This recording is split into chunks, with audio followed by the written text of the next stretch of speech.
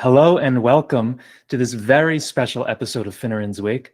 I am joined today by the renowned author and journalist, Miss Carrie Gibson, of whom I feel I'm undeserving to, or with whom I feel I'm undeserving to have a conversation, but I have to extend her my thanks, my gratitude for joining me today. So, Miss Gibson, how are you today? Hi, nice to be here. Oh, it's an honor and a privilege to have you. So, you are the author of two, what I believe to be fantastic and illustrative books, Empire's Crossroad, which was published in, I think, 2014, and El Norte, more recently published in, I think, 2019. Correct me if I'm wrong. No, that's correct. Yeah, Empire's Perfect. Crossroads in 2014 and El Norte in 2019. Perfect. With the Spanish edition and El Norte just out this year. Say as an extra plug. Excellent. Which I've recommended to many of my Spanish-speaking friends down here in Southern Florida, I should say. And those are two works to which I'll provide links in the show notes below, so people can search them, hopefully, and purchase them on Amazon. Now, of course, those are two works into which I'm very excited to delve, but given the world historic event that occurred just a few days ago in Great Britain, I would be remiss, inexcusably remiss, were I to fail to ask you about your feelings about everything that has transpired over the past few days. So maybe you can give some general remarks about Queen Elizabeth as a person, and maybe the son by whom she's now been succeeded, and perhaps the monarchy as an institution more generally. Yeah, sure.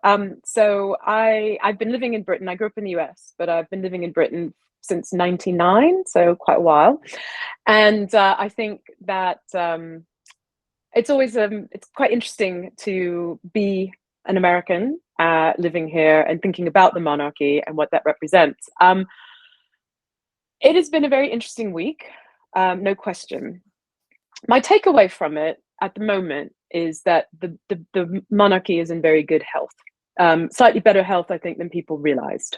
The public outpouring has been not necessarily surprising. Queen Elizabeth II was very much a figure of continuity. She bridged generations. She was very consistent in her behavior. Charles, it was a bit more complicated, obviously, but at the moment, public approval for him is fairly high. I mean, it's early days, and you know, in the transference has been very interesting to watch as a historian, to see these kind of ceremonies resurrected. But in the longer term and kind of in the bigger picture, there are some things going on that are very interesting. One of them, of course, is in the Caribbean. A lot of Caribbean countries are really rethinking their place in the Commonwealth. So we had Barbados recently getting rid of the Queen as the head of state. I think Antigua's going to vote soon. Jamaica's discussing it. So, you know, that's going to be something for Charles to really have to deal with. You know, the Queen is seen as an imperial symbol, and 70 years ago, the empire was a very different thing to what it is now. And alongside all the kind of public sort of displays of affection and grief, there's also a very rigorous debate about monarchy and empire going on as well. And I think that's important to recognize and important to listen to. So they're definitely going to have some issues on their hands in terms of the Caribbean republics and their place with the monarchy. Within Britain, I think for the moment it's pretty solid, but as the days go on, we kind of find out more. There's parts of say Charles's estate which will now go, the Duchy of Cornwall, which will now go to his son, Prince William. Well, no longer Prince William, he'll be the Duke of Cornwall. That they're not taxed on that income, for instance. There's certain things, there's certain prerogatives and privileges that the royal family has that maybe aren't going to sit very well in a country that's having a massive economic crisis. For instance, at the moment it's very early days, and everybody's, there's, like I said, there's a very, very public outpouring. And in fact, the Queen's coffin is on her way to London as we speak from Scotland today. and the expectation is that people will be queuing day and night until the memorial service next week. So it's a very interesting time to be here. I did not work on British political history, so to watch some of this has been very fascinating for me, just in terms of understanding the connections to that deeper past, and even like the places like Westminster Hall or Balmoral or all these other places, like how they link to this bigger history within Britain. So yeah. Oh, but I think you are uniquely qualified to comment on these issues. So I didn't realize that you are, what would you say, an Americo-Anglican or an Anglo-American? I think Anglo-American probably. Which do you put I have first? a British. I think I prefer citizen of the world. But yes, in terms of my, you're like Diogenes. You're a modern Diogenes. Excellent. Hopefully less cynical, though. Sorry? Less cynical. Less cynical than Diogenes as a cosmopolitan. But so I have to ask, where in America were you born and raised? Well, I grew up in. So I was born in Ohio, and I grew up in the Deep South. And as we talk about my books, I suspect you'll understand the connection about how these things got in, sort of my interest got formed. But so I grew up in the Deep South, and I went to the University of Georgia for my first degree. And I went to high school in Dalton, Georgia, and I spent some of my childhood in Tennessee. So yeah. Wow. So my British friends are always sort of saying to me, "Oh, please talk in a Southern accent." And it's like, I've been gone too long. So. I mean, unfortunately, I don't have a Floridian accent. I was born and raised in New Jersey, but we could do a little Florida Georgia line had we known in advance. We could have prepared for that. Well, I think that's. Oh yeah, there's definitely an accent in Valdosta and Jacksonville, like that bit. Oh yes, Georgia and Florida. That's definitely South. very very distinctive, very distinctive.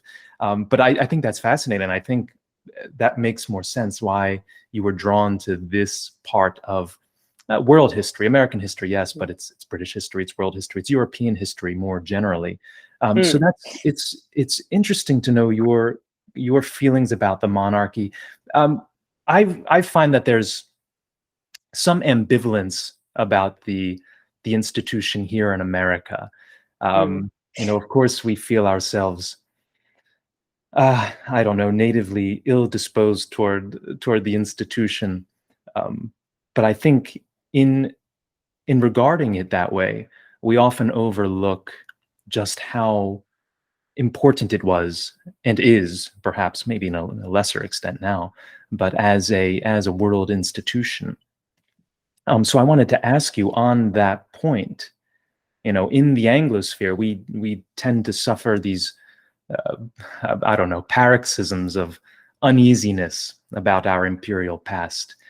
Do you think those are well-founded? And maybe to be more specific, do you see the institution of the monarchy and the empire having been a net benefit or detriment on the world as it is today? I mean, in some ways it's an easy question, because I would just say detriment. This is an institution that brought in, slavery. It took land from people. There was a carve up of Africa in the 19th century that, when we talk about it today, is ludicrous when we discuss it. But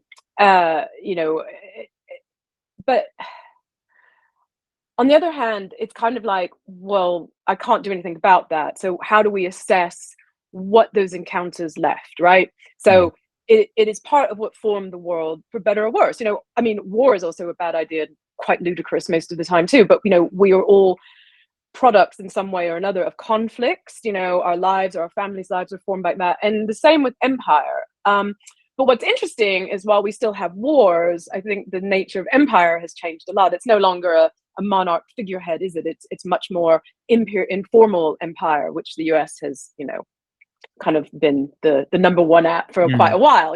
Soft power, covert operations, all that sort of thing, instead of a royal cultural as well. Absolutely, hegemonic in that regard, in the cultural influence. So you're right, and not to say that the British Empire wasn't also culturally very impressive as well, and any empire, the French Empire, of course, we can talk about any European empire specifically. But it's interesting now because we're seeing. You're right. You're absolutely right. Different types of imperial ambitions. Just looking to the east, for example. Everyone's talking about China, and there's good reason. You have the Silk Road Initiative. We have all these different. I mean, you talk about Africa as well.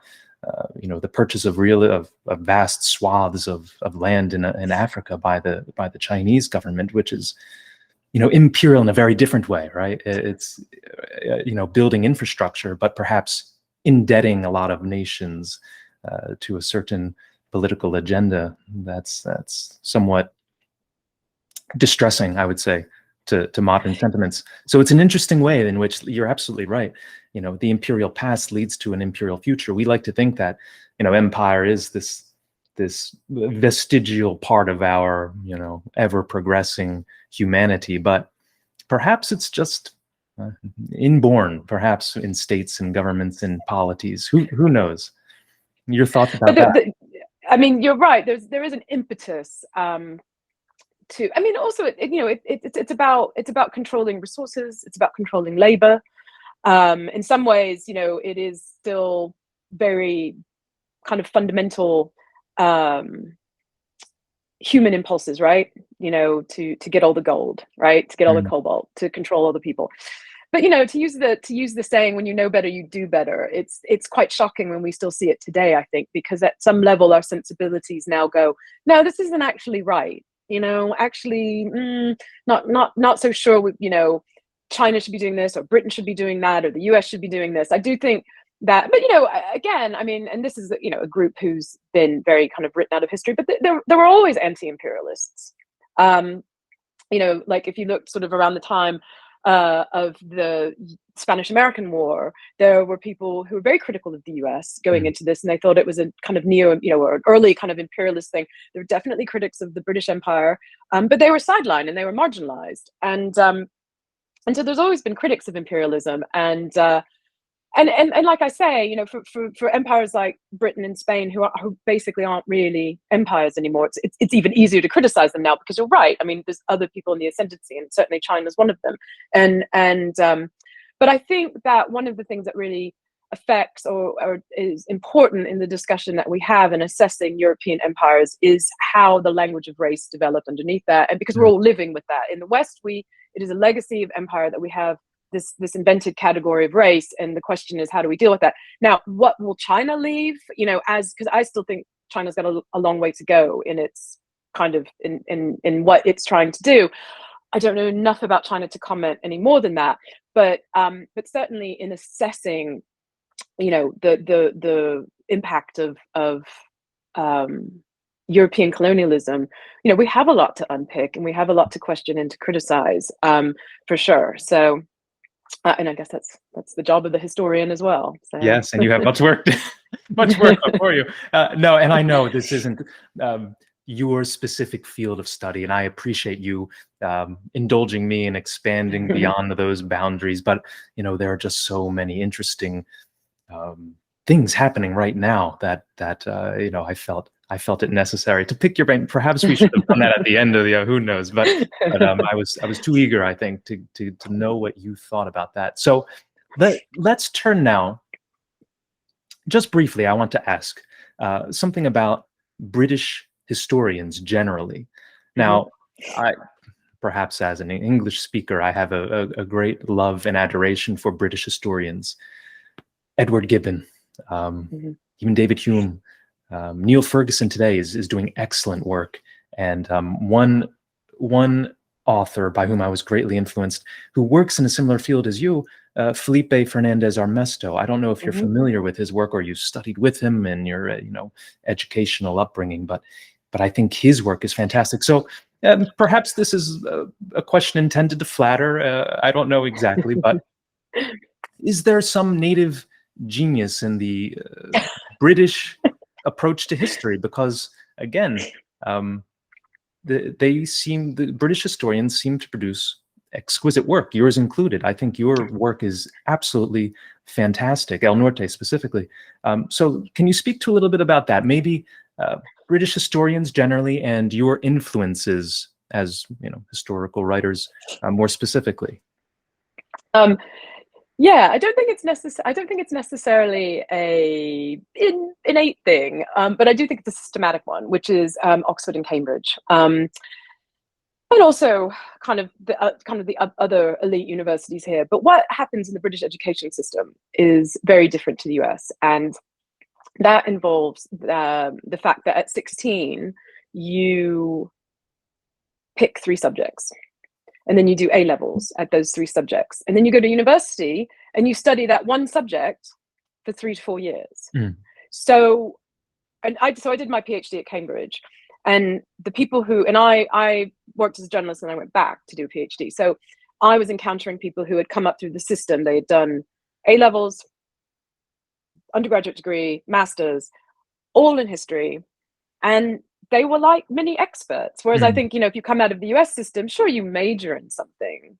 But, when you go back to graduate work, you kind of have to not start at the beginning, but you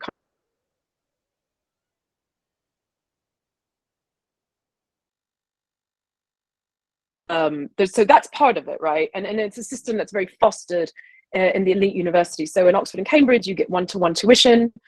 So you have a tutor and you write them an essay every week, and you have one-to-one with like quite famous historians, or sometimes you get graduate students like me instead. But and again, very different to the US style. So you have that, but I think at the same time, you have a long tradition of writing popular histories. So Gibbon's a great example. Like, I feel like he's maybe the first kind of modern bestseller, when we think about like the practice of history and how people write.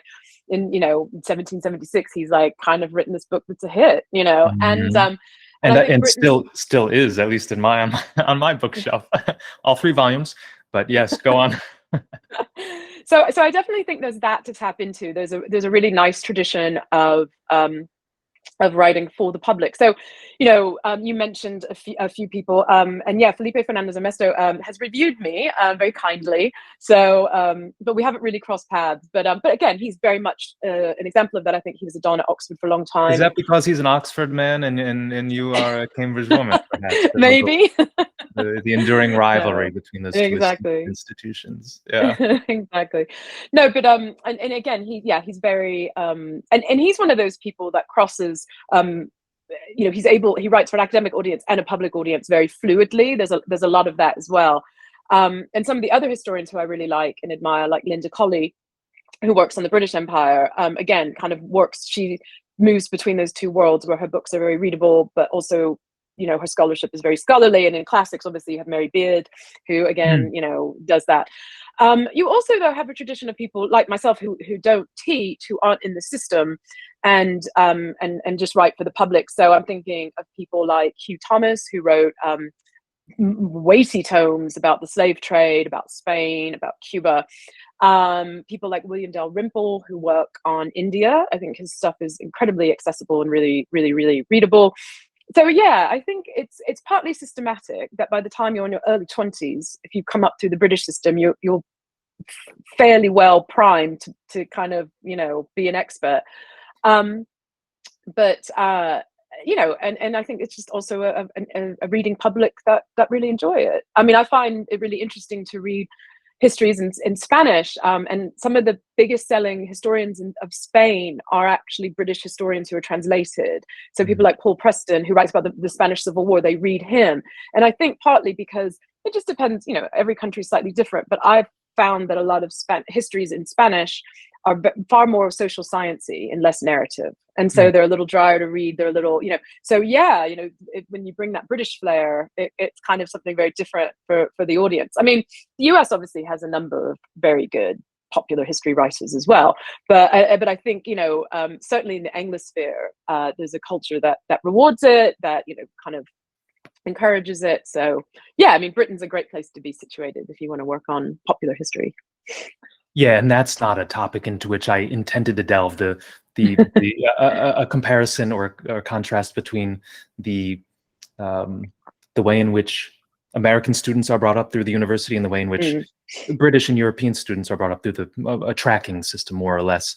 I think the quality of, as I noted, the British historians speaks well to the tracking system, whereas in America, oftentimes in your early 20s, you're still deciding on your major and taking on another 2 years in exceeding what you originally intended to do.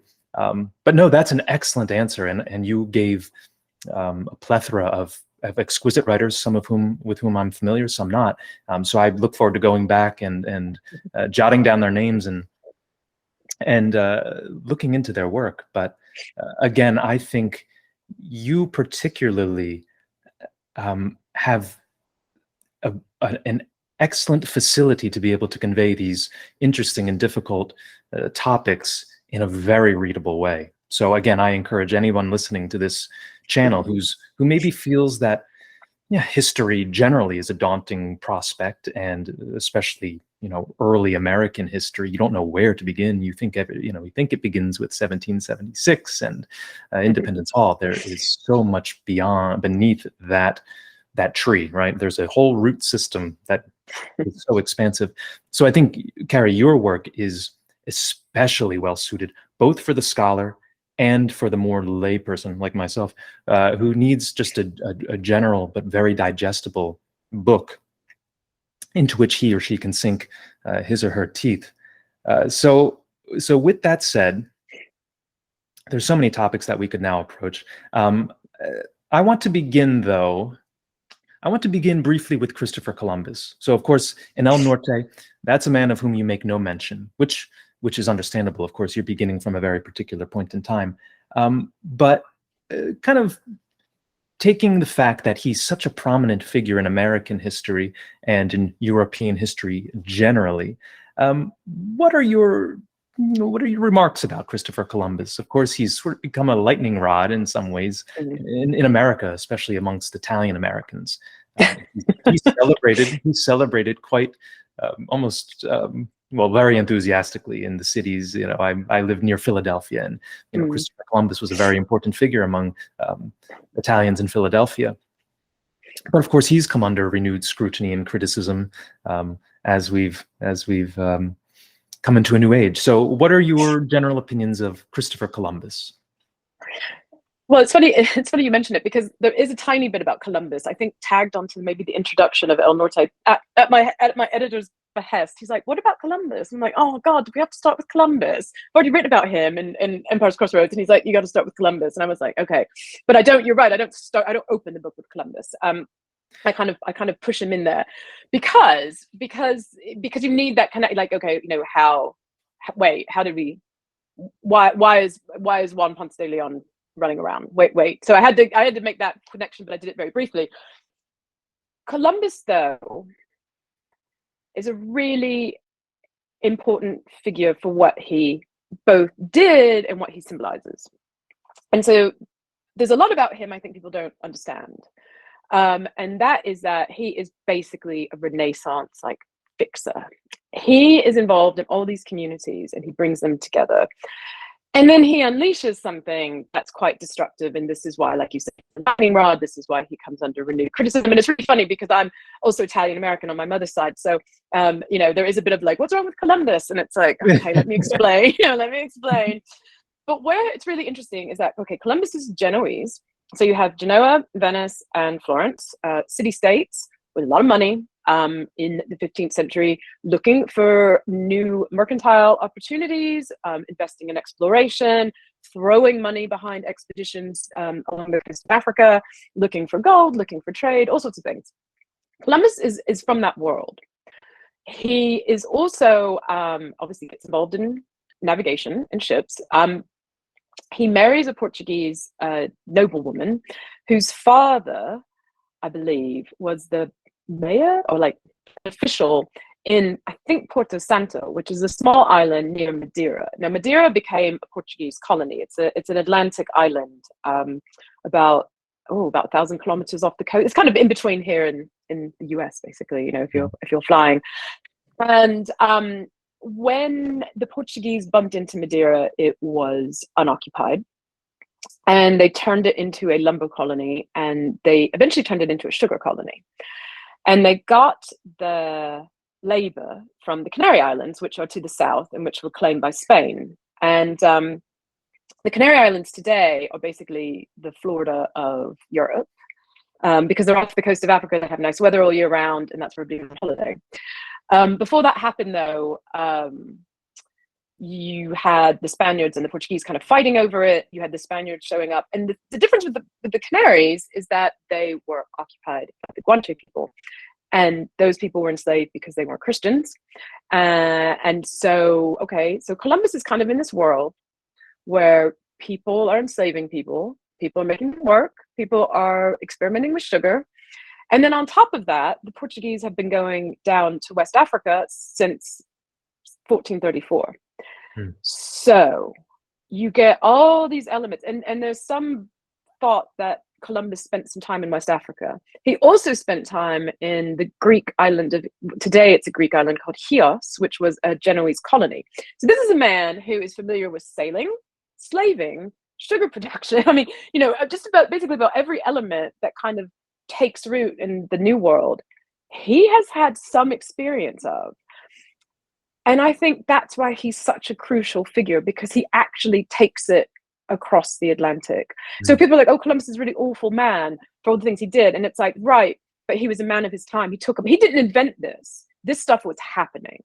Right. And he took it somewhere. He thought he took it to Japan. I think the thing that I find really interesting about him is that he never said, he died saying, I went to the East. I made it to Japan. He never admitted. I actually appreciate that obstinacy. I wish I was that steadfast. Maybe I am. I wish I was that steadfast about something, but or anything. No, but you're absolutely right, and that's so well stated.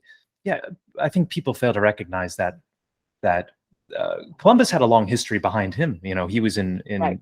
Basically a kind of a merchant. He was doing a lot of different things, exploring the west coast of Africa. And you make a great point. We tend to neglect the fact, perhaps, I don't know, transatlantically, we just think, okay, there's America, all right, and there's England. Like, there's nothing in between. But of course, that couldn't be further from the truth. You have the Verde Islands, you have Madeira, you have the Canary Islands. And once these became outposts, I think a lot of things changed, because I think it was on Columbus's first journey. You know, they stop at the Canary Islands first and foremost, and they, you know, that was part of the route that you would take.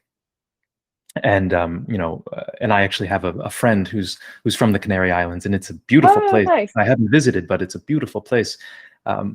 So yeah, I think your appreciation of Columbus is infallible. I think it's perfect. I mean, I'm not morally defending him. No, like, I know you're not. There's a case to be made, but I do think like he is a very important figure.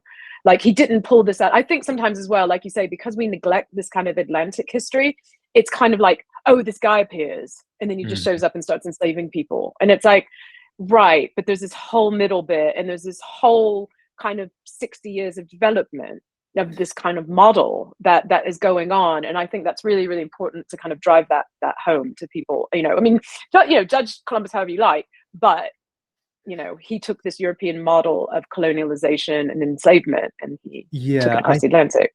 I think there's a little bit of a reductive tendency, maybe towards simplicity in his and our history, which are of course entangled inextricably. I think he's a little bit like the Big Bang, you know, the ex nihilo creation of this world, whereas, you know, he is the most prominent figure of that process, but certainly not the first. And of course, you know, the reason why they were seeking a Western route was because, you know, it was more increasingly difficult to go through the East, and there are reasons for that. You can talk about, you know, the rise and spread of Islam and other civilizations that were vying for trade routes and things like that. So it became increasingly impracticable to go east, which would have been, you know, saved them a little bit of time instead of going around, you know, Africa, as our later explorers will do. So.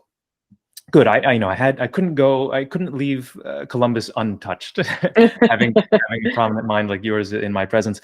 Though I know it's probably, for a historian of this era, probably a little tedious to be or to be asked to talk about him at length. But he's such an integral figure that he must be mentioned at the very least. So with Columbus behind us, I want to pose to you a hypothetical. So, of all the explorers with whom you could sail in that period, now you mentioned Ponce de Leon. All right. Now, of course, maybe just quickly we can rattle off a few. Hernando Cortez. You can go through a few others. Pizarro. With whom would you want to sail? Were you in that age? Oh, that's a tough question, because obviously I just want to have my own ship. Thanks. The good ship cultural encounter, and not let me rob you of your gold. But I think to see Tenochtitlan, like to see that as a functioning city, to kind of get there and go, oh, wait a minute, I think that would have been amazing. So I think I might have to go Team Cortez there. Team Cortez. Although it might have been kind of problematic when you watch him destroy the boats and so stuff. I was just about to say, how would like that was you my would next think, okay, question. this is all going really bad. Yeah, but it's your heart rate might increase a little bit with the knowledge that there was no return. There was no going back. Okay, so you're a person that's not averse to commitment. Not averse to commitment. You like a challenge. You like to see it through. The Cortez way. Yeah, exactly. No, but I think to encounter the Mexica, to have that initial nobody from Europe has met, that we know of has met these people, and here's this amazing, because also I really love cities, so and having gone to Mexico City and just thinking about what's underneath it, and going to the bit of Xochimilco where there's like canals and stuff. It would just been amazing to that. That would have been, I think that would have been my voyage. I might have to say I'd sign up for Magellan's circumnavigation of the world. Of course, he failed to see it. That's a long haul. It's a long haul, but again, commitment. I'm there for it. Or I might have been marooned somewhere in the Falkland, or in Argentina. Yeah, but I don't think I want to be marooned on the Falkland Islands. It might be a little cold, like you and the penguins. It'd be a little chilly right before the Straits. I think that would be an interesting way to go, with Magellan leaving me behind. So okay, that's an interesting hypothetical. So you're Team Cortez, I'm Team Magellan. Let's now turn very briefly, because we mentioned slavery. We have that long and inglorious history of that. Very briefly, maybe you can tell me and tell our listeners about the Valladolid debate. It's encapsulated, the contending ideas that were presented there, and maybe what lessons could be gleaned from that. Well, it's really interesting, because the key figure in this, and I'm not going to correct your pronunciation because this is one of the hardest words for English speakers to say, Valladolid, and I still stumble over it. So I'm not going to be like, oh, the debates of Valladolid. Yeah, I have to confess, I wasn't sure if I should use the Spanish pronunciation. I was thinking of Vaya, right. But I didn't want to seem pretentious, so I bungled it, and I bungled it in the normal English manner. My Spanish friends will chastise me, I'm sure. It's taken me years to pronounce it properly. Like, it's one of those ones, even in Spanish, I constantly, Valladolid. It's like, so that is a very interesting question, and it's a really interesting debate. And it has quite profound consequences. Because basically you've got Padre de las Casas, who is trying to be he gets called the defender of the Indians, and he starts speaking out against slavery, because the initial slavery was of indigenous people. There was obviously some enslavement going on with Africans, but the scale doesn't shift until a bit later. And he kind of has to face off over, basically the debate is over whether or not Native Americans have souls and can be converted to Christianity in a way that is, I guess, believable. I'm not quite, and so the question is, do these people have souls? I'm kind of really boiling it down here, and the answer basically becomes, well, yes, they are convertible. But guess who doesn't have souls? Guess who loses in this debate, even though they're not mentioned at all? It's Africans. Right. So De las Casas famously then goes on to say, well, okay, we got to stop enslaving indigenous people, but we can keep enslaving Africans. And he goes back on that, like 20 or 30 years later, he then goes back and goes, oh God, I got all this wrong. Really sorry. Okay, by that point, like, you know, so part of this, the early modern ideas about who is enslavable and who isn't, part of it comes with the rise of Islam. So if you were not a Christian, you were enslavable. And that worked both ways. If you were not a Muslim, you were also enslavable. The idea of just war, where these people captured in a just war. And then obviously with Valladolid, it became a question of, do these people have souls? You know, should they be enslavable? And the answer, you know, is, well, in some ways, I think technically it was a draw. I think in the sense that I feel, and I'd have to go back and check my notes, because it wasn't really it wasn't like a courtroom debate. It was like, you know, cases were argued over 2 or 3 years, I think, and so, you know, the outcome was a bit of a draw, but the Crown basically said, okay, can we just stop enslaving people? And they also got rid of the encomienda, which was this, not as a result of those debates, but the encomienda kind of faded over, its use kind of ended over time, which was this system that started in the Caribbean, where nobles were granted land, and they did deals with caciques, who were Indian chiefs, Native American chiefs, to get the people to provide labor, and in exchange they were protected from their enemies and they were converted to Christianity. So it was quite a dodgy setup, as you might imagine. And when some of the caciques, you know, worked out what was going on, obviously it caused a lot of problems. But again, you know, we're back to, you know, when we talk about empire, what is it that people are trying to do? They're trying to harness natural resources, and they're trying to harness labor. And the encomienda was an early way of harnessing labor. And it also goes back to, it has a connection to kind of the taking of land and the giving of land to nobles that comes out of the Reconquest. So that model is very kind of early modern, and it fits in a very different way, you know. But it's all a continuum when we talk about slavery. But when we talk about slavery in the US, people think, you know, people of African descent and plantations in Mississippi. Well, this is where this starts. You know, this is where the intellectual justifications start to take root, you know, at this period. So, or even actually arguably even earlier. So I'd like to pluck one word that you used, muddled. And I think that's an apt word to describe that situation, particularly in the late 15th century.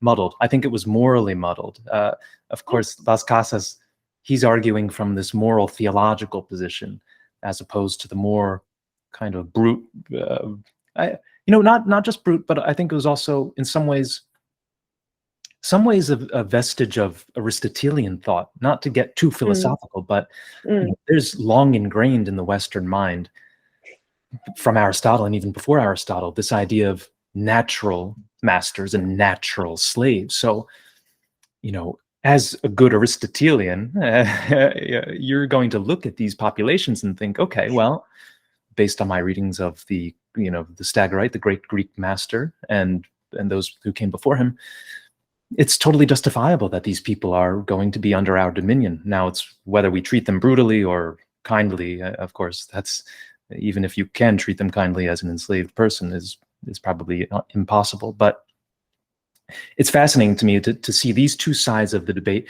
and this is the incipient conversation, right?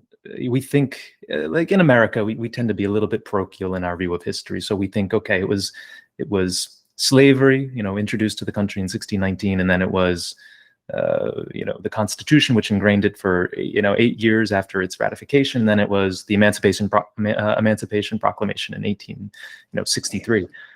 But there's such a long history, and the thought that this was really maybe not the first time that there was an actual debate on this. Of course, slavery is coeval with humanity, sadly, but this was like the first real kind of rigorous intellectual approach to it, at least so far as I know. But I'm sure there were others, maybe less well documented.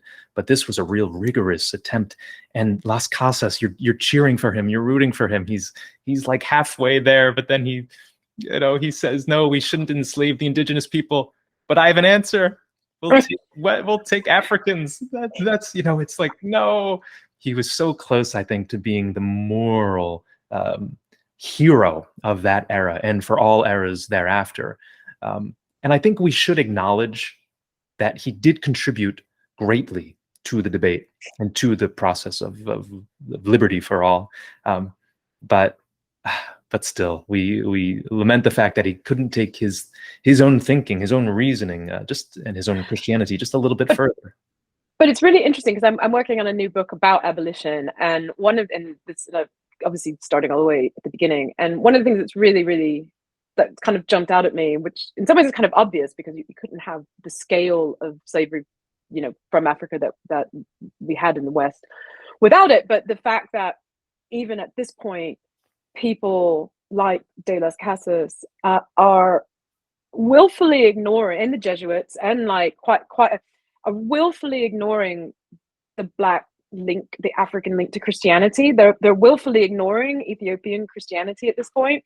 And I think that's because in sort of the 14th century, there was the myth of Prester John and the Ethiopian Christianity and all of that kind of just disappears. And it's like, oh wait, and then in the 16th century, you have Congo kings converting to Catholicism. And again, it's kind of like, oh, but we can enslave Africans because they can't be Christian. And it's like, well, wait a minute, actually, there's quite a lot of Christian kingdoms here. And so that becomes really, I don't know, this is kind of, I'm just sort of in the early stages of kind of looking at all of this, but it becomes really interesting that the Catholic Church basically kind of turns away from it, and that's the thing, like all of this is happening and it's really interesting, but it's happening with the Catholics.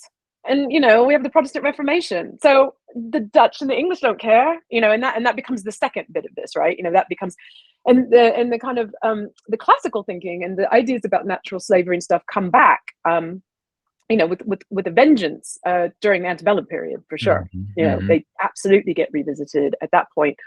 In those kind of final days, in some ways, of this kind of regime.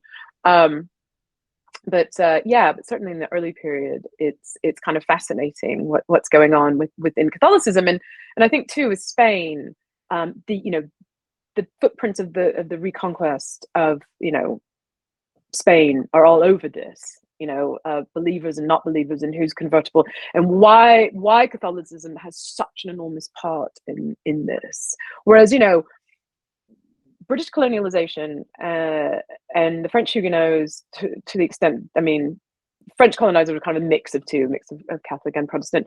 But the Dutch, I mean, they were obviously, they brought religion in certain ways, but they didn't do it like the Spaniards. And I think that's to do with kind of where Protestantism was at that point. I mean, missionary stuff comes a lot later and does happen, but not, the debates are very different. Yeah, it can't be said of the Spaniards that they don't have a certain flair to them. I think that's just ingrained in the culture. No, I jest, but no, yeah, and you're right, and I'm very much looking forward to your forthcoming book on abolition. I'm sure that will be fascinating as well. Yeah, and you're absolutely right. You have thinkers like John C. Calhoun in the South, and contrary to the Declaration of Independence, he's going to argue not really from a Catholic position, but from a natural right, I guess, position, or a natural law position, that no, not all men are created equal. And of course, that's a difficult conversation, one that's not easily soluble as well. Of course, you look at, well, is there equality under the law? One would hope so. Is there equality, though, in physical attributes and mental endowments and cognitive abilities? So it becomes this, again, what you said, muddled situation, which I think, again, aptly encapsulates so much of this moral debate and progression. So with that, I just want to move to America. I want to move stateside into that period, the abolitionary period, and in the antebellum period. Can you speak a little bit about the idea of American expansionism? Now, I think often of Bishop Berkeley, better known as a philosopher, but he also spent some time as maybe an investor in the colonies. That might be a better word for what he was expected to do. But he, and after whom the city in California is named, but he had this idea and this famous quote that westward the course or the march of empire takes its way. Like this idea of and I'm sure you'll get into the idea of manifest destiny. What are your thoughts about this inevitability of history? It's sort of like this inexorable march, something of a Marxian or Hegelian idea. And I don't mean to seem pedantic by throwing those terms around, just to say that there's this idea that there's a certain ultimate summit toward which history is forever marching, whether it be a utopian summit. I guess we won't know because we might not reach it, but there's an idea that yes, there is a sort of a predetermined, whether divinely or otherwise, dialectically march towards something. Or on the other hand, that nature is sort of like a cyclical tragedy. Just things are happening and happening again and again, and probably not ever reaching or striving toward anything discernible. So I know I'm putting in a lot there, but I guess the core of the question is, what are your thoughts about this idea of, a manifest destiny, American expansionism, or the inevitability of a certain process taking place? Oh, it's a good question. I think the key word there is maybe inevitability, because I feel like that's a really 19th, well, maybe not so 19th century after all, but yeah, I think about those kind of big models of history, and how they're very kind of products of Enlightenment, and how they're completely problematic. I tend to be, so my view is, well, it's okay. So it's quite interesting. I've been doing a lot of reading around the kind of neurobiology of storytelling, because as a writer, you obviously want to know how to capture your audience. And I think we're becoming sort of increasingly sophisticated in understanding the human need for narrative. And I think that's where kind of marches to history fit. They're really handy narratives. Even world systems theories, Marxism, like it's really handy to just have a really nice big narrative that we can kind of shove everything in. It's like, look, there's a theory. And there's a reason Marxism was popular for a long time. A lot fit under it. A lot fit under that umbrella, But at the end of the day, I think humans are pretty much chaotic and imperfect. I take your point about maybe it's more like it's cyclical. Because we do seem to repeat things. we do seem to do things over and over. Like the fact that we still have wars. It's kind of absolutely outrageous in some ways. But again, it's that kind of ability of people to keep doing the same stupid thing over and over. So I tend to think that in the 19th century, the sentiments and the way people express themselves, the way language was used, that you could kind of say grandiose things like it's our destiny to spread from coast to coast. Now, arguably, people could say that it's our destiny to go get all the oil out of Iraq. I mean, has that language really changed? But certainly, it was more palatable, and it was also more something you could rally behind. I mean, when Polk was running for president in 1844, I think his motto was 55, 50 or bust, which was an allusion to the Oregon Territory, where again he wanted to settle the boundary with the British, which he did. And he was Manifest Destiny's man as well. And but of course, it was a journalist who coined the phrase. But no, in terms of like these big overarching, are we kind of doomed to our own fate? Well, that's kind of Calvinistic, really. It's like, oh, okay, well, actually, we're just going to march along this, but it's actually inevitable. So I do think there's a bit of a strain of kind of a Protestant Calvinist idea that there's a system that's bigger than humans that is guiding us somehow, be it, the Geist, be it economic forces. I tend to go, humans are nuts and unpredictable, and let's just see what happens when we put all these stories together. But I do think we want stories, and this is why you can't just throw lists of facts at people and expect them to remember historical moments. They need a story. They need a beginning, a drama, and an end. And the thing is, if you rock up and say, you know, this is our destiny and we're going to make it happen, people are like, oh, great, okay, that hits all my, you know, dopamine receptors, or what, you know, whatever it is. So I think the idea of this kind of big history, these marches towards progress or the future or something, are very 19th century, but they certainly have echoes today. And I think people, I mean, definitely Marxism is still very popular, you know, without question. People see that as, you know, the model that explains our current malaise, you know, for instance. But I'm just kind of like, there's a lot in it that's great, but it's just a theory by a guy, and you can also find all kinds of exceptions to it. So, you know, yeah, I feel like it's kind of still a quite 19th century way of viewing the world. But, you know, in the 19th century, it was hugely formative and powerful. I mean, I think, you know, the United States believed its own message, and Polk was going to get California one way or another. So, and he did, and we have it now, better or worse, right?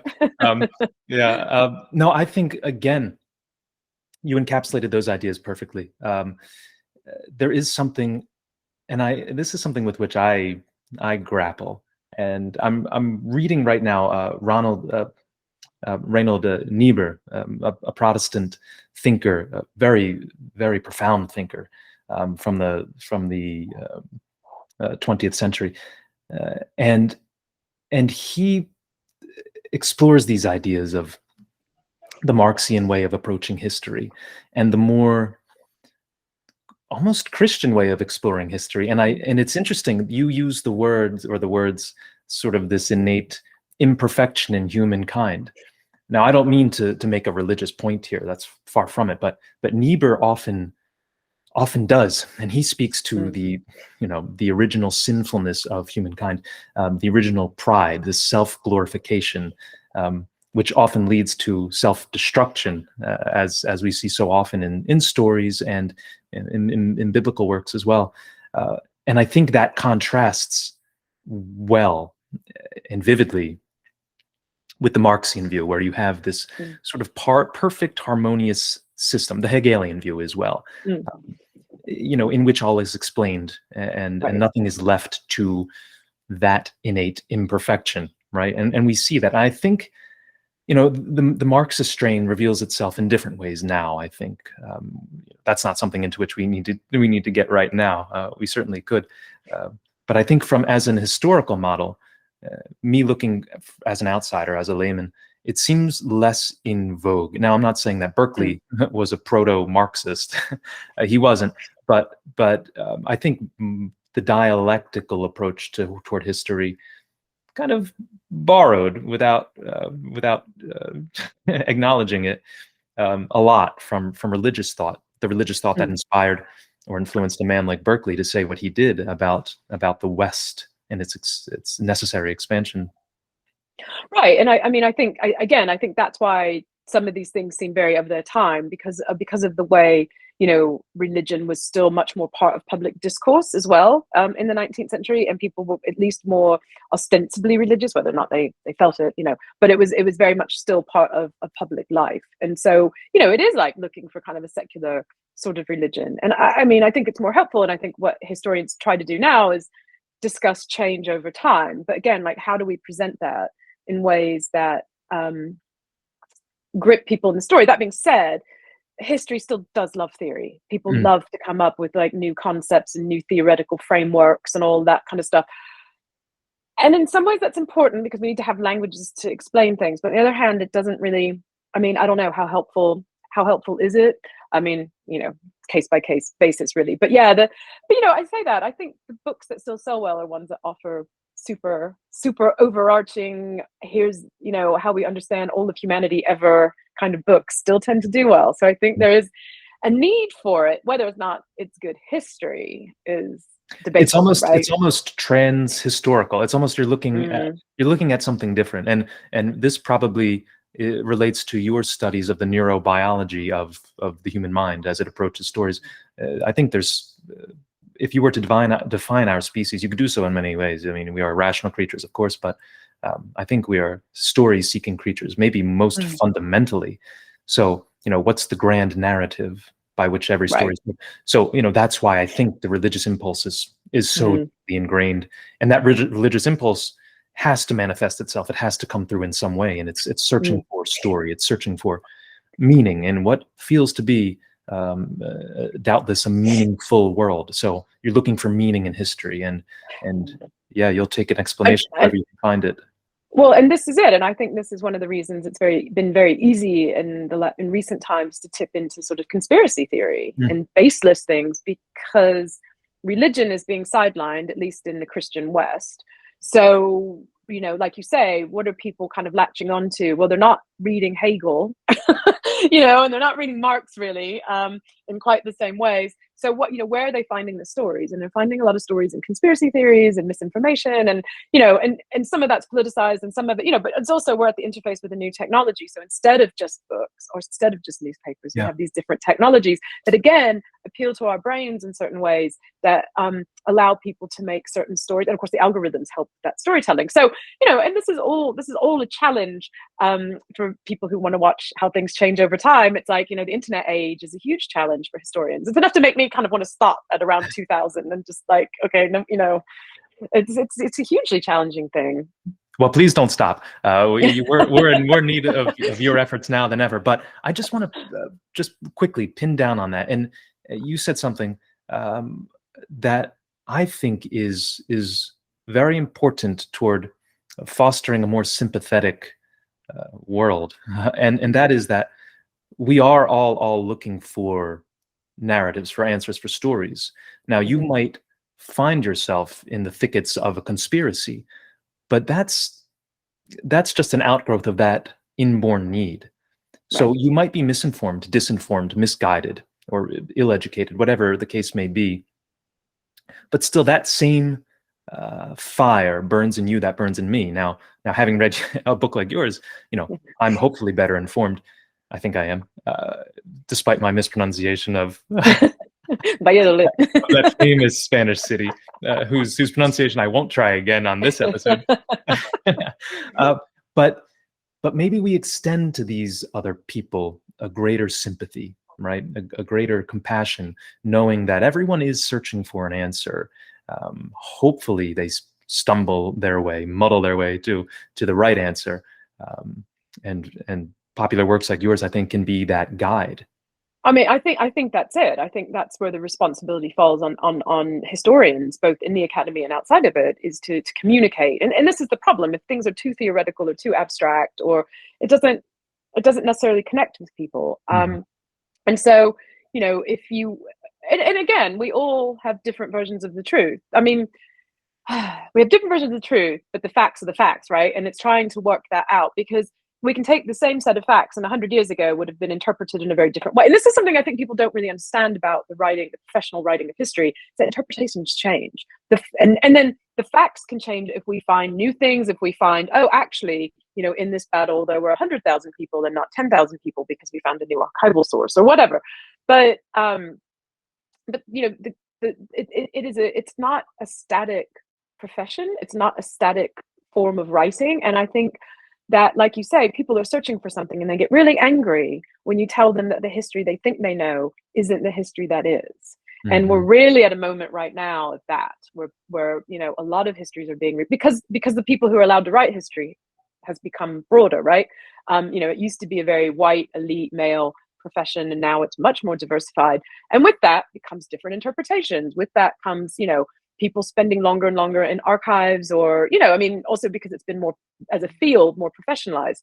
But yeah, when you tell people, actually, this wasn't how you think it was, sometimes you don't get, sometimes you get people going, oh, wow, that's so interesting. And other people going, no, that can't be, Yeah. So historians have to kind of, stand by their work. Yeah. But it is a fluid field. And sometimes I feel like maybe we don't make that point enough, that, we're constantly rethinking our own work. We're constantly looking for, more verification. So I think sometimes people just think we sit down and just sort of write fanciful things out of air. No, I don't think that's the general opinion. At least I hope not. But either way, I think it's enlightening to hear about that process a little bit more, about how the historian, a historian like yourself, an accomplished one, approaches that difficult task. And it is a heavy burden to bear, especially now. So it must be dispiriting at times to see so much bad history either written or conveyed, through whatever media or medium it might be. So yeah, you and your colleagues in that field have a grand task before you. I mentioned Niebuhr, and you don't need to be familiar with him or his work in order to remark upon one of his statements. I wanted to read it to you. I read it just recently in his work, and I just want to get your comments. It's on the Spanish-American War. So we mentioned that just briefly. So I think we'll address that. Maybe I can give you then a quick few questions, just rapid fire questions, and then we'll bring this to a conclusion. Okay, you've been very gracious with your time. So let me just read to you this quote. It's his quote, a passage from one of his works, and then I just want to get your remarks on it. So Reinhold Niebuhr said, "The Spanish-American War offers some of the most striking illustrations of the hypocrisy of governments as well as of the self-deception of intellectuals. The hypocrisy was probably excessive because a youthful and politically immature nation tried to harmonize the anti-imperialistic innocence of its childhood with the imperial impulses of its awkward youth. It was just beginning to feel and to test its strength and was both proud and ashamed of what it felt." So what do you think about that? Niebuhr speaks about often about the delusion of the innocence of America's youth. But he's talking about 1898, so he's talking about after a civil war. That's kind of taking the innocence of youth a bit far. I would have thought a civil war would be a good aging process. So I think he's slightly romanticizing it. But I think the idea of hypocrisy is very interesting. And there's a really deep-seated, from the Monroe Doctrine onward, it is a bit hypocritical. But yeah, the kind of I jotted down proud and ashamed, and I think actually that dogs the US to this day, really, in many ways. And one of the things that I think we're watching in real time is an inability to discuss and articulate shame in the US in terms of historical moments. And it doesn't just have to be about slavery. That happens to be the topic right now, but we could talk about lots of other things that have happened, under the US flag. It's interesting that he focuses on the Spanish-American War in this regard. But yeah, it was kind of seen as an imperialistic intervention, but obviously, like we were talking about earlier, the anti-imperialist, and also it connects to this much longer history of the US really wanting Cuba, and they got so close, and they didn't. That was actually I withheld that question. That was actually I wanted to bring up the Cuban counterfactual. I always think that's fascinating. Like, what if McKinley succeeded, or what if the Spanish crown agreed to the rather reasonable asking price for Cuba? It's just one of those great counterfactuals. What if America, or maybe if the Teller Amendment, what if that passed, and what if we eventually annexed that fertile island nation? It's very fascinating. Well, a slightly more worrying counterfactual is like during the annexationist era, which was in the 1850s. When there were a couple of attempts to annex Cuba then, because the idea was that because it already had slavery, it could be part of the slavery belt. So imagine if it had been annexed in the 1850s before the Civil War. So even, so just it's a somewhat darker counterfactual, but, and there were so many moments when it was so close with Cuba. But yeah, and yeah, the Spanish-American War too is, countries come out of civil war. It's repositioning itself on the global stage. Like it is a really important, and of course this is the end of the Spanish Empire as well. So but yeah, the proud and ashamed, that's really kind of an interesting way of thinking about this war. But I think he's quite Yeah, and romantic about the adolescent right. US. It's like, And again, okay. he became more of a political commentator. He was fundamentally a theologian, but he had a lot of interesting insights about the history of America generally. I don't know why exactly he honed in on the Spanish-American War, but I like the idea, and he refers to it often in his writings. I like the idea of this what he calls an anti-imperialistic innocence. So this delusion of innocence, of purity from the very start. When beginning with Washington, we hoped for entangled in alliances with none. Right, the idea was this kind of splendid isolationism. America was its own. It was beyond and in some ways above the inveterate squabblings of Europe and the rest of the civilized world. It was going its own way, right, and it was going to do its own thing. But then, of course, those forces of history, they present themselves, call them what you will, and America is either thrust into this new way of life or enters it willingly. And I think it's that uneasiness, that anxiety about which Niebuhr is talking. So I know he talks about the Spanish-American War. He obviously could have gone earlier in time and had a much better case to make. I'd have to read back and maybe in the context there's a reason why he spoke to that specifically. But I think that balance between the pride of the ideals and the shame of part of what have come out of the fruits of those ideals or falling short of them is really interesting. And I just wanted to see what you thought about that. Yeah, no, I definitely agree. It is an interesting quote, because I think that's always been part of the problem. This has always been the thing that the United States has always had to reckon with, because, like you say, he's looking back to this innocent time, but of course that's from the white settler perspective. If you're indigenous, you maybe wouldn't think of it like he's ignoring an entire part of US history to even have that concept. So who's the imperialist, who's the settler, what's the innocent time, what's the so it's probably, like you say, I think it's the pride and the shame mixed that makes it quite an arresting but potent and like I say, contemporary. This is definitely something that's in many people's minds, even if it's not articulated or at the forefront. It's there.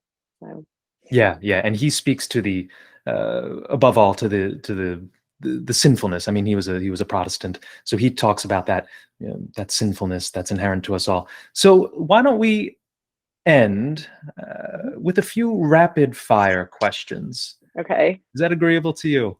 That's fine. Excellent. That's fine, as long as it's not like trivia questions. No, as long as I don't have to get the date right or something. These are easy, right down the middle. They'll be nice, a nice way to end what's been a stimulating and delightful conversation. I mean, in every single way.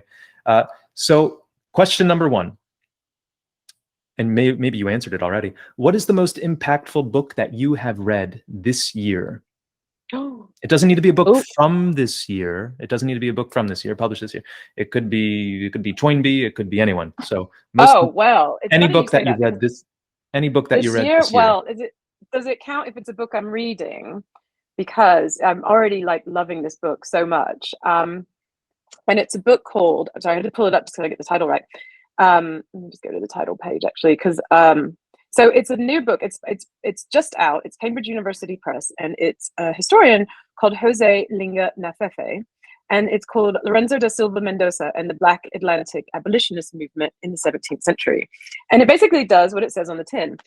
He makes a really interesting argument by looking at this African noble who ended up at least kidnapped. I'm not convinced he was enslaved. I don't think he was enslaved, but he ended up in Brazil. And then he was Angolan. He ended up in Brazil, and then he ends up basically, speaking of court cases, having a court case against the Vatican to end slavery and to end the slave trade this is in the 17th century, the 1690s. So this book is really, really interesting and very informative for me, because the way that we talk about abolition tends to be as this 19th century movement, and this guy is coming in going, and white lead and all this sort of stuff. And this guy's coming in going, nope, we got to rethink how we think about all of this. And and his scholarship in this is tremendous. He said, and in his introduction, he was saying he spent 15 years writing it. So I've got that like halfway through a new book thrill, like I'm reading this going, oh wow, this is like a field changer book. So it's very specific. I mean, it's very much about a particular person in time.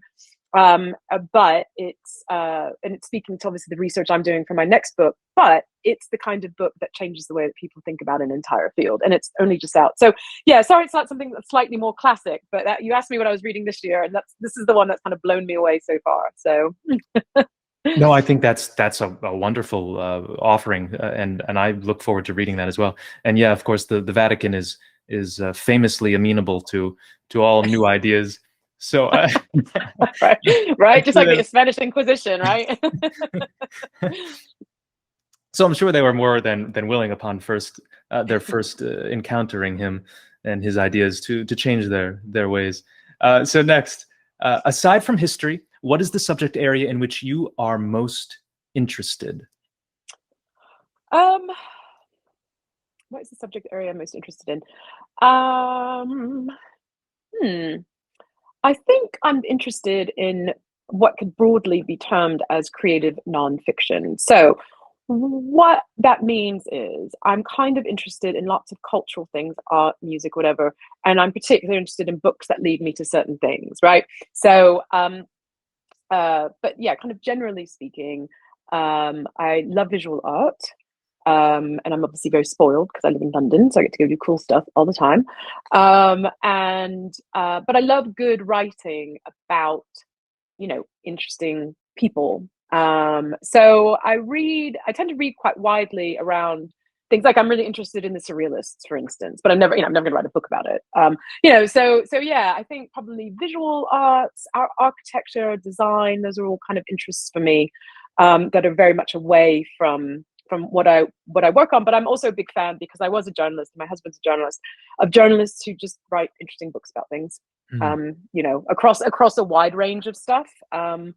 So I always just kind of, and maybe that, yeah, just because of my background, I just have a bit of time like, oh, this journalist who was, a reporter somewhere writes this book, or somebody who's a journalist writes a book about how to be a more efficient, whatever. I don't know, like there's just, such a wide range. So that was the fun of being a journalist, was being around so many things going on. So yeah. Right, and never having a lack of fertile soil, right, from which to draw ideas. No, I agree. I think some journalists today are doing extraordinary work, whether independently or with big publishing houses. I think this is a very ripe time for them. The period you'd study, if not this, if not the sort of the post-Columbian period. Not that that's your specific period, but I guess what I'm asking is, through the course of history, like if you could study ancient Greece, if you could study, the Roman Republic toward its fall, where would you go? Oh, that's interesting. I think that's a good question. I think that it would be really nice, and it's totally linguistically impossible, but I mean, it'd be nice to have Arabic, be able to work on like the enormous like Muslim world. I simply don't have the language. And even in dealing with the Atlantic world and European empires, I mean, outside of English, like reading the paleography of early Spanish and then all the regional languages like the Valencian and early Portuguese and stuff is really, really hard. Like it's much easier to have it transcribed and printed, and that always makes me feel like, oh, I should be able to read this, but that's like a whole separate discipline.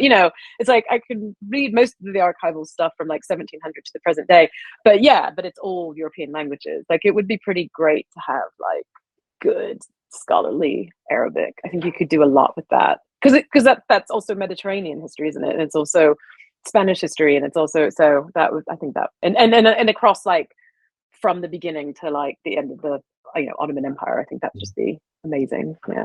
Yeah, and if we in the West are historically impoverished or ignorant in any way, we certainly are in regards to Arabic history, Islamic history. I include myself among those. And you're right. I mean, just a very dynamic and interesting field, I guess the ignorance of whose repercussions maybe we're feeling in many ways, in geopolitical ways. So that's I wasn't expecting that, but I love it. I love it. So just a quick learned question. Your favorite between the two, Herodotus or Thucydides? Herodotus. I agree. Moving on. Sorry, I said that was like kind of father of history, not the father of lies. History. Not the father. So we're team Herodotus. We join Herodotus. arm in arm with team Herodotus. All right. And for the very final question, imagine yourself to be an historian in the year 2122, a century removed from this very day, whose task it is to describe the state of the West in a single sentence. What would be that single sentence? What would be that single sentence? Wow. I don't know. That makes me want to go slightly random and poetic, like, you know. You're allowed to here on this. This is a very this is a very poetic friendly channel. You know. Yeah, let's see. Yeah, the forest burned, the river rose, the queen was interred in the ground. You know, I don't know. Yeah, because I think if you were looking back, God, I hope humanity's still going in 100 years. But I think the big thing and one of the huge trends I suspect going forward in history, the practice of writing history will be environmental history. So 100 years from now, we'll be looking at these moments of, you know, radical, you know, or saying, oh, it was the last year there was no hurricane in August or something. You know, I think we're going to look back and go, oh yeah. But yeah, I guess the monarchy is on my mind at the moment. No, I understandably so, and I think your first offering might be best. The forest burned, the river ran dry, and the queen was interred. Was that it? No, but I had the river flowed over because I'm sitting outside this our current flat. You can see the Thames, so Thames is high. But you're right, actually, the river ran dry is slightly better because they're running dry in most places. So I'll give you that. Yeah, well, you know, it's a collaborative effort. We'll count it as such. Okay, yeah. So I'm not saying I'm going to get that tattooed on my chest just yet, but I think it's maybe going to be the title of this episode. So Carrie, I think we'll conclude with that. You've been more than gracious with your time. I'm sure there are 1,000 ideas running through your head. I love the prospect of you writing a book about abolition. I can't wait to get my hands on that one as well. And again, I will, provide a link to all of your, be it social information or Twitter links, whatever it may be. Where can people find you if they're seeking to connect? So they can find me on our website, which is carriegibson.co.uk. I am on Twitter at Carrie E. Gibson. I don't tweet very much, but again, you can contact me occasionally because I'm in writing mode as well. I'm not doing very much social media, but I'm always happy to have people join me and add me, and I get more active when I'm not on deadline, basically. I'm on Facebook. I am on Instagram at Carrie C. Gibson 76. All of that's on my website. So the website's the first protocol, and including links to my books and reviews and all of it. And I'll put a link to this on there when it goes up, and that sort of thing. Yeah, and to which I'll provide links as well, so everyone will have ready access to them. And again, I can't encourage you enough to go out and get Empire's Crossroads and El Norte, both fantastic books for both learned and laymen alike. Carrie, again, thank you so much for joining me on this episode, and I hope to speak to you in 2122 when we become automatons and we are able to preserve our brains and have these wonderful conversations in perpetuity. I think you cut out. Sorry. Yeah, we cut out just a little bit. Yeah, we cut out.